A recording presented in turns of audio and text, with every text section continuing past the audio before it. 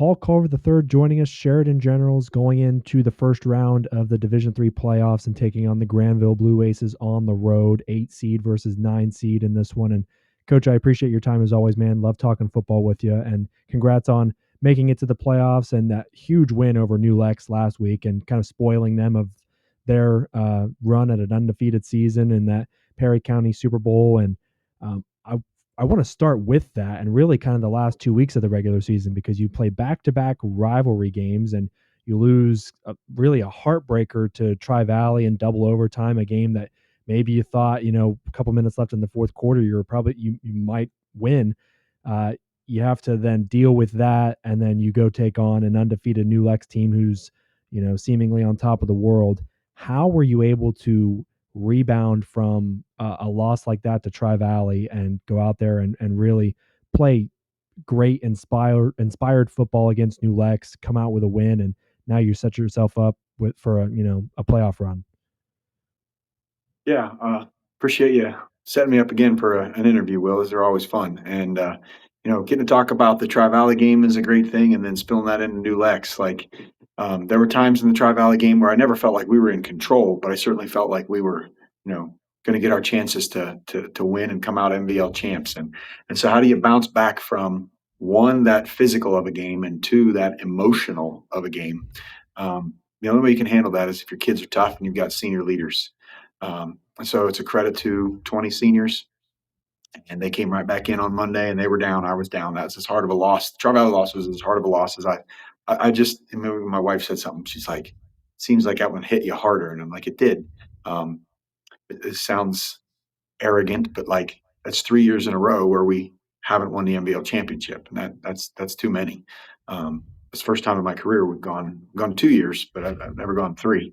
And so yeah, it's an expectation. So that was a tough loss. And then how do you come back and you go into that environment, like the Rock or whatever they want to call it, that stadium down in that, Yeah, that valley, like that's as intense as it gets in high school football. But at the same time, our kids grow up playing there. And so, it's a familiar environment. It's an intense environment, but it's familiar. It's a familiar opponent. It's a terrific opponent. And so it gave us a little bit of comfort, but it's not a far trip. Sometimes bus rides are bad, but it's just the sure. senior coming back into that building, uh, came walking in on that Monday, and they're like laser focused. And you can just see it in how they prepared and how they held each other accountable. And I just started getting a sense. I'm like, man, this is a nice week of practice. Like the things are clicking. They're seeing what we want to, and that's true every week. But uh, our preparation last week, was really good. But then the level of play that the kids executed, I'm so proud of them. Now, with the Tri Valley and New Lex games, both of them were obviously must win. Tri Valley for a league championship, and then against New Lex, it's for playoff positioning and things like that. So with those two games being essentially almost kind of like playoff games in a way, now you actually step into the playoffs. How do you then now take it one step above as you get ready to play a Granville Blue Aces team that very physical, and they've got a great running game? But how do you take your level one step above, knowing you've played back to back tough, physical, emotional football games that were must win themselves, and now you're definitely in must win mode? That's just it. I mean, as tough as the last 2 weeks are, and we started saying, heading into the Tri Valley game that the playoffs have started. Um, and maybe you could view it as like, the NCAA tournament where you get the Big Ten tournament first and then the NCAA tournament. But, the Big Ten tournament, you're trying to win every game. So the Tri Valley New Lex, you're trying to win. The NBL, you're trying to win. And it escalated to the point where it was like, this is for all of our goals. This is the NBL championship. This is for a playoff seed. But now it really is like your season is on the line. And so it just creates that. It almost seems impossible that you can go up in stakes, but it does, right? So, and the kids know that. Every time we step on that field is one step closer to whenever that last time is. And we want to squeeze the life out of every minute. I really enjoy being around this team. I believe they believe that it's a good group and they enjoy being around each other. Again, I go back to my seniors. The locker room's a fun place. Kids, they linger, right? That's usually a good indication of the type of team you have. Is like you end practice, are they in and out, or are they the type of team that's like you hear them like, hey, Taco Bell tonight, or we McDonald's, or and I'm thinking like, get a home cooked meal. Let's get some real nutrition. But I love those places too. Sure. Um, but it's just a great group. And so we wanted to keep going, and that creates an urgency. Yeah, no, we talked about Logan Russell, the last time we got a chance to sit down and talk. And as great as a running back as he is, 1,400 yards, 16, 17 touchdowns, however many he has, but he came up big in the special teams game as well for you guys against New Lex. To get a boost like that from a great player like him in the return game with an 88-yard kick return touchdown, how does that give you even more of a boost? So, I'm coming to that play, I promise, but like they, I think they had the ball first and went 3 and out. And then we have the ball in decent field position and but don't score. Like I think Huppy had a terrific punt return and we don't score. I'm like, and then we were able to stop their offense again, and we were able to go down and kick a field goal. And so we're up 3-0, but we're not. We've had our chances, and I could see them solidifying, and they just went right down the field and scored on us. And you just felt it go. Like we'd had our chance, we could have been up 10-0, right? Like Mhm. instead of 3-0.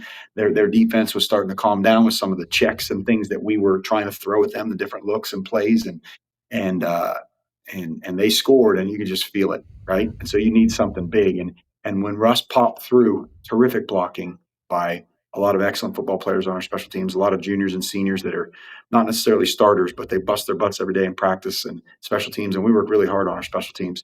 And Coach Craig Forsyth been coaching darn near as long as I've been alive, and he always dials up a really nice return. And when I saw it was going to pop, I just had this feeling like, okay, I use boxing analogies all the time. Like here comes a right hook and a haymaker, and it felt like AJ Winder's pick against Hartley, right? Like Yeah. just a bang, and you just feel it. It wasn't like the pendulum momentum was all the way their way, but it was pretty far. And man, it went swinging hard back our way in high school sports. That's everything, man. When That's kids all start you feeling need. good about themselves, yeah. And so, forever, AJ Winder's pick against Hartley's as big of a play in Sheridan football history, right? Like, because we're going to go down. Same thing. We're going down 10-0. Like we're could have been 14-0. We'd gone 3 and out. You get the point. And it was just like boom, right? So it was awesome. Yeah, To Russ just made definitely. a great play. I was proud of him. Yeah. Now, I noticed in the Tri Valley game, and then I don't know, I wasn't at the New Lex game, but I'm not sure if you did any of this or not. But I know at Tri Valley, Tice obviously played most of the game at quarterback, but there was a stretch kind of in the second half where Logan Hupp was in at quarterback and he was making a lot of plays. And I feel like he has just been excellent the last couple of weeks. And I know he got banged up against Tri Valley, but he just seems like he is the best football player on the field whenever he has the ball in his hands, whether he's throwing it, running with it, catching passes, whatever it is. But do you plan to, you don't have to spoil the whole game plan, obviously, but do you plan to maybe use Tice and Logan kind of, I'm not saying split it 50-50 or anything like that, but are there packages in place where, hey, if we get to this spot in a game, we might insert Logan in here at quarterback and just kind of mix things up a little bit? So I certainly don't have all the answers, but I do believe that football at a higher level is about matchups. Hmm. So the NFL is constantly, that's why they have so many substitution rules, because you can create different matchups that give you an advantage. So you have to allow the defense. If I have a tight end, your linebacker can't cover him, but now you roll in a safety. Well, I can block your safety because my Right. tight. So matchups. And for us, I feel fortunate to know that we have quarterbacks that create matchups. Had we gone into New Lex running a spread offense, I firmly believe that's what their defense is designed to stop. Hmm. They are very good at man coverage. They are very good at the things that you have to do to take away a spread offense. And so having something like my dad's offense, the old timers in the crowd and people that I bumped into, like I haven't seen those in a while, and I'm like, they're still here, right? We still run them, and so it creates matchup problems. And did you practice against it that week as a defense? And that was something that we had used some, but we hadn't fully unveiled until Tri Valley and New Lex.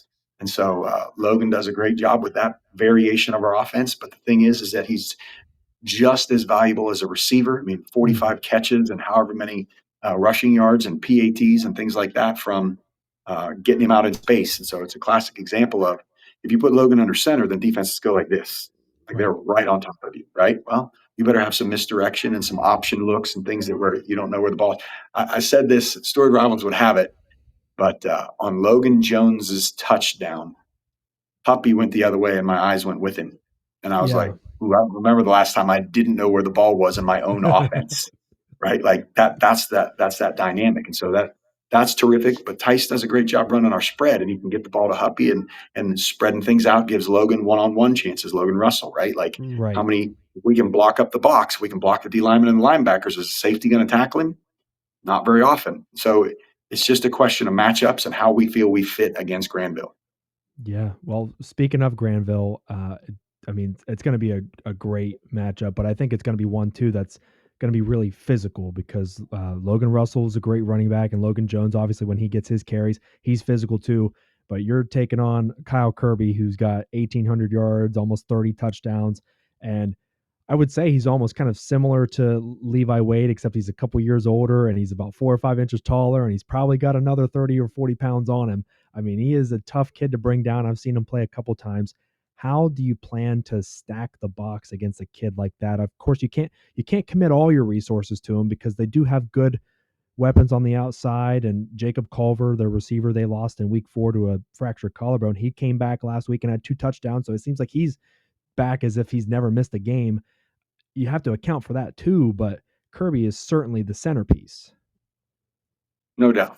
Um, Most teams have an identity, whether it's the quarterback or a premium receiver like the Ricketts kid at Watkins that you're Yeah, trying to get the ball to, and Kirby is a build an offense around him tailback, and so you have to be gap sound in the run game, but they formation you enough that they're going to create.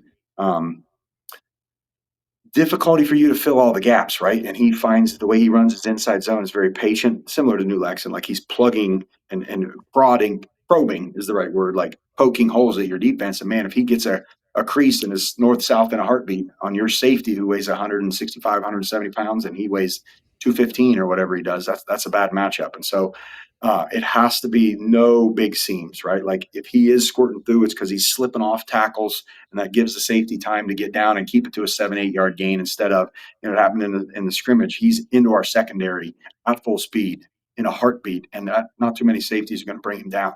So you can't let that happen. Well, then that means your safeties in your corner squeeze. Well, then now they're putting the ball on the outside, and they have excellent wideouts. Quarterback has a good arm, and now we're playing chess, like 2 moves ahead, 3 moves ahead, and that's what makes it fun. now, you mentioned the scrimmage. Obviously, that was 2 or 3 months ago at this point. How much of an advantage does that give you, knowing that you've seen at least what their bases look like from an offensive and defensive standpoints? Obviously, the teams now are way different and everyone's battle tested and things have changed. But does it give you an advantage at all, knowing that you've seen at least what the basis of everything looks like? You can say it is an advantage because I'm glad that we've seen them, but at the same time, like they've seen us, so it Right. would be a wash in that Double-edged sense. But sword in that way. Yeah. sure. Do I would I have rather scrimmaged them than not? Yes. Sure. So in that sense, it is an advantage. You don't want a complete unknown. I think one of the things that has given us, and it's probably true for every team, given us an advantage when we do get into the playoffs is from a league standpoint. You have teams that see you yearly on a yearly basis. They know most of your wrinkles, especially if the coach has been there for more than 3, 4, 5 years, right? They've Right. seen every variation, every check. They know your checks on defense unless you change things up. And so Granville, we have scrimmaged them several times. And so there is some familiarity there. But at the same time, like losing the receiver that they did and then relying on the Kirby kid, they're in very different formations. They're in Right. what you would call like a heavy personnel weeks 8, 9, and 10, as opposed to the scrimmage. I don't remember seeing double tight end sets. So will they use that? Probably. Will they, now that they've got the receiver back, will they spread it back out again? That's the chess match, right? Like we're not the same, they're not the same, but you do have some idea. Right. Yeah.